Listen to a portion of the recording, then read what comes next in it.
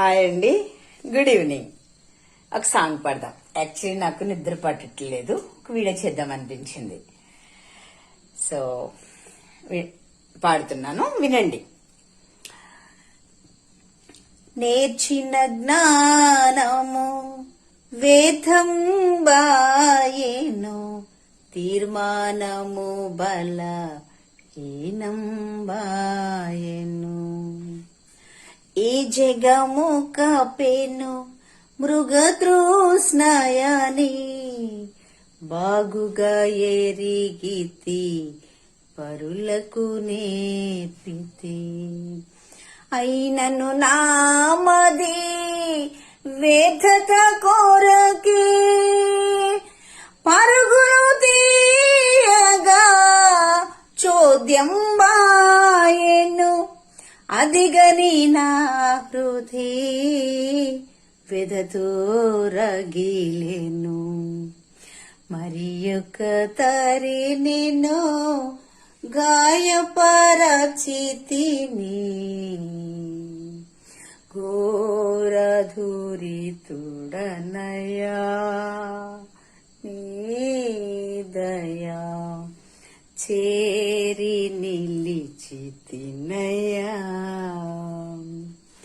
బైబిల్లో ఎగ్జాంపుల్స్ చెప్పనా? బైబిల్లో చాలా మంది ఉన్నారు.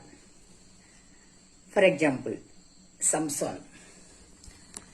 ఎప్పుడైతే ఢిల్లీలో చేతులు పడ్డాడో తల మొత్తం నున్నగా తీసేసింది. కానీ దేవుని బలము, దేవుని అభిషేకము తనని విడిచిపెట్టి వెళ్ళిపోయిందని అర్థం కాక శత్రువులు వస్తున్నారు. శత్రువులు వచ్చినప్పుడు ఎప్పటి వల్లే తన జుట్లు విరచిమ్మ మొదలుపెట్టాడు. కానీ దేవుని అభిషేకం, దేవుని ఆ బలం విడిచిపెట్టి వెళ్ళిపోయింది. చివరిసారిగా ఒక్క ఛాన్సీ ప్రభు అని దేవుని రిక్వెస్ట్ చేసి అడుగుతున్నాడు.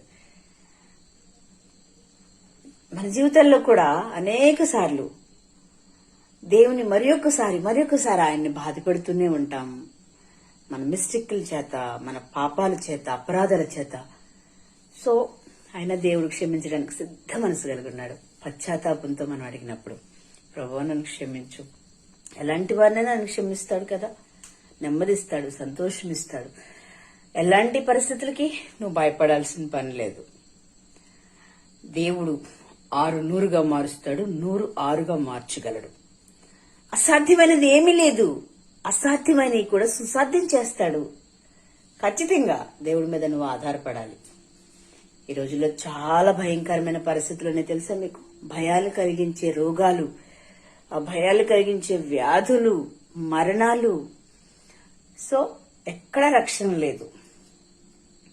గ్యాస్ బండ్లు పేలిపోతున్నాయి, కుక్కర్లు పేలిపోతున్నాయి, భయంకరమైన క్యాన్సర్, భయంకరమైన రోగాలు వస్తున్నాయి. సో ఎక్కడ రక్షణ అని చెప్పండి?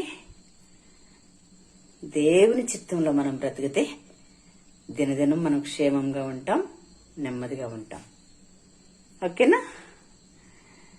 Only believe Jesus. Okay, only believe in Jesus. Okay, thank you.